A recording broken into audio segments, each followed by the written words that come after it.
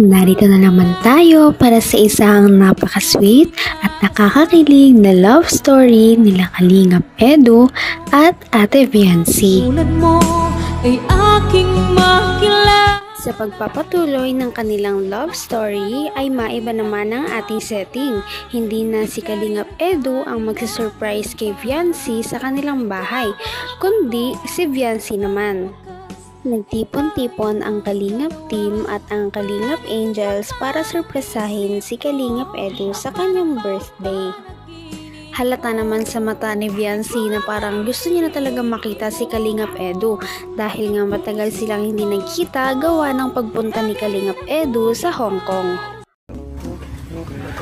Happy birthday!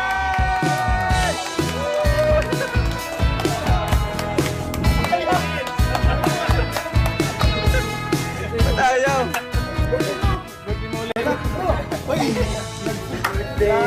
Ayan, may nagpaano sa'yo. Bakas kay Kalingap Edu ang gulat at saya dala ng surprise para sa kanya. Masayang masaya siya dahil nandoon ang mga taong mahalaga para sa kanya, ang Kalingap team, ang Kalingap Angels at syempre si Viancy. Grabe talaga ang mga supporters at nagmamahal kay Kalingap Edu dahil itong lahat na ito ay galing lamang sa mga sponsor at ito ay pang-apat na celebration na pala ng birthday niya. Grabe at napakadami talaga ang mga handa niya kagaya ng lechon, mga inihaw na isda, cake, spaghetti, maraming mga soft drinks at iba pa.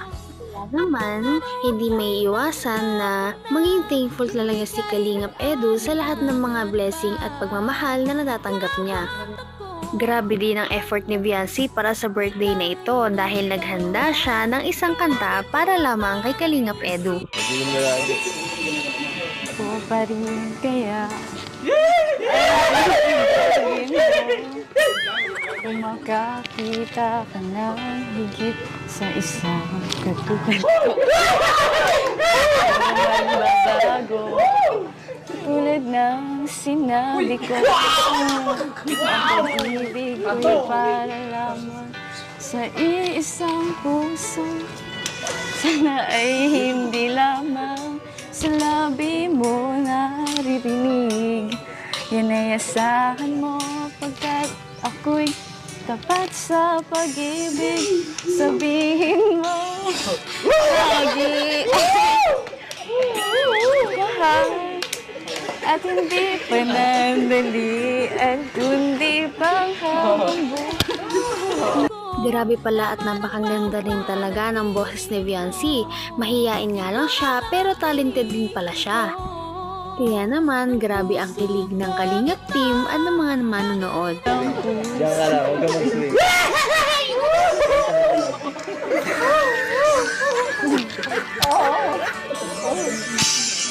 Nagpasalamat naman si Kalingap Edu dahil sa effort ni Viancy para sa kanya.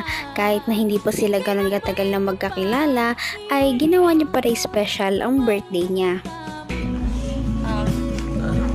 Message ko lang po na stay humble. Huwag kang magbabago po.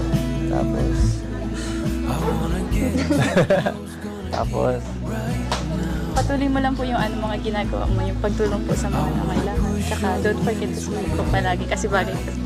tapos, Mag-iingat ka po palagi sa Hindi na may tatago talaga ni Viancy ang kanyang nararamdaman dahil hindi talaga siya mapirmi kapag kausap si Kalingap Edu.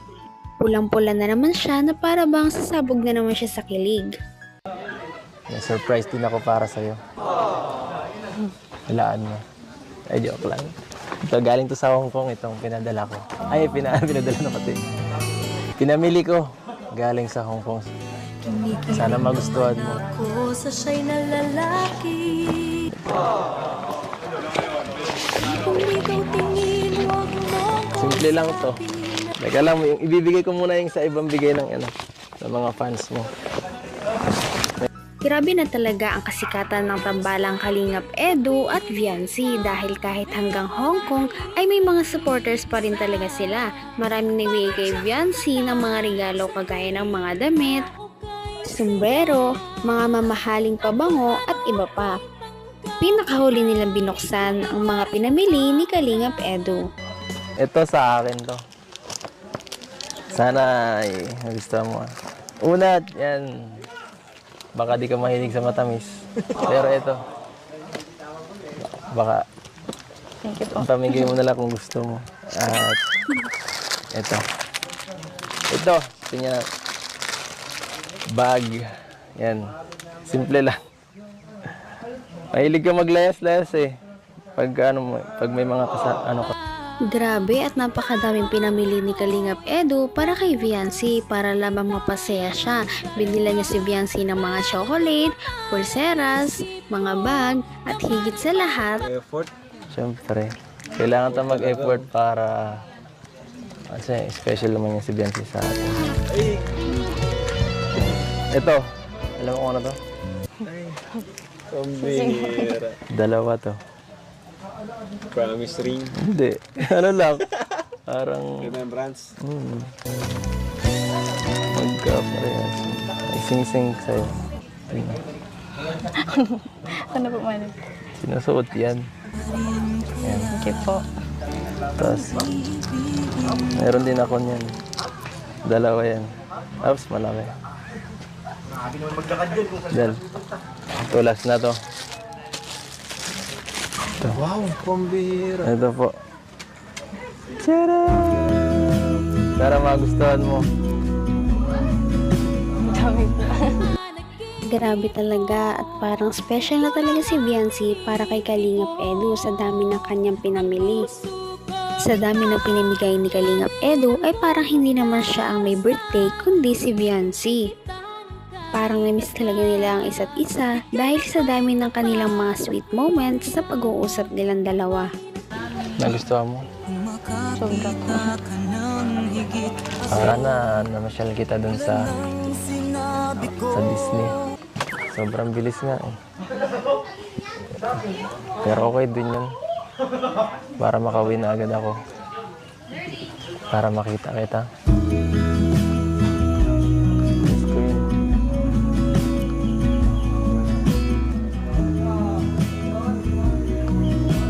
Miss ko yung pagpunta sa dagat. Sa likod ng bahay niya. Kala ko isang taon na ako dun. Pang-apat na celebrate naman na birthday niya. Medyo pagod na ako, pero buti na lang nandiyan ka. Kayo pala. Para alalayan ako sa lahat. Yung isa lang nawawala eh. Yung isang pagmamahal. Yan.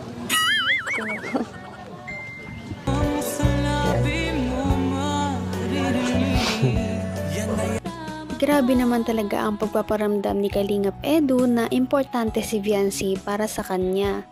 At hindi rin may tatago ni Viancy na parang tumatalab din sa kanya ang mga ginagawa at sinasabi ni Kalingap Edu.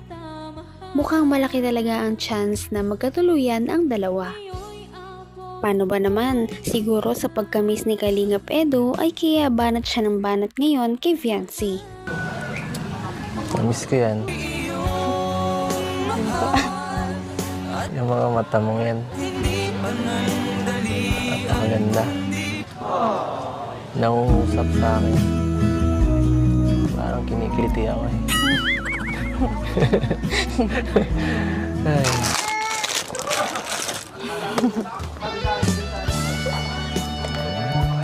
Salamat po, Reds.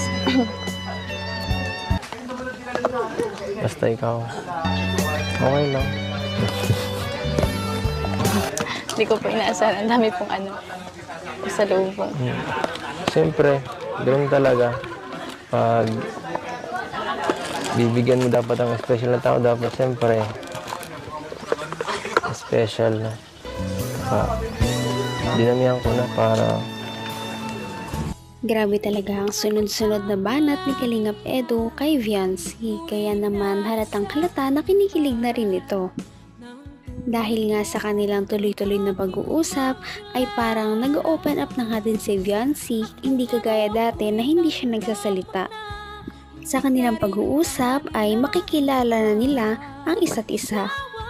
Kala ko po kasi wala po kayong pang-alam. Pakialam sa... Sa mga bagay-bagay po. Pwede ba naman yun? Hindi yun mangyayari. Siguro sa iba, oo, pero... Ikaw, sa'yo. Hindi. Hindi yun bagay sa'yo. Ako ang bagay sa... Thank you. Ano man. Basta andito lang ako. Kung kailangan mo ng tulong. Kahit ano. Chat mo lang ako. At ayun na nga, nagpahayag na ng nararamdaman si Kalingap Edu kung ano ba talaga ang nararamdaman niya para kay Viancy. Dahil dito nagkakaroon na ng idea si Viancy kung ano ba talaga ang pakay ni Kalingap Edu sa kanya, kung pagkakaibigan ba o pagkakaibigan.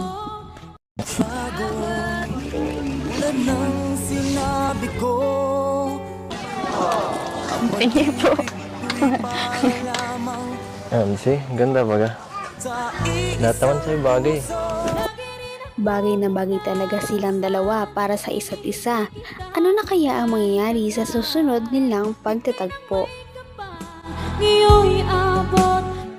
May pag-asa nga kaya si Kalingap Edu kay Viancy?